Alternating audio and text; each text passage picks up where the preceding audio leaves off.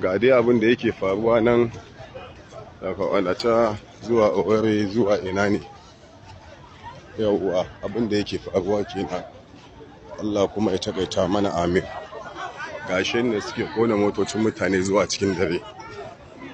Yawwa gashi wani jami'in ku taimaka mana ga halin da muke cikin nan, kowa da kowa ya kalla.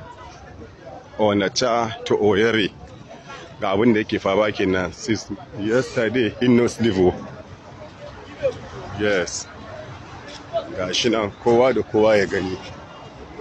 Yawwa gashi nan help me manager, kowa da kowa gashi nan ya gani.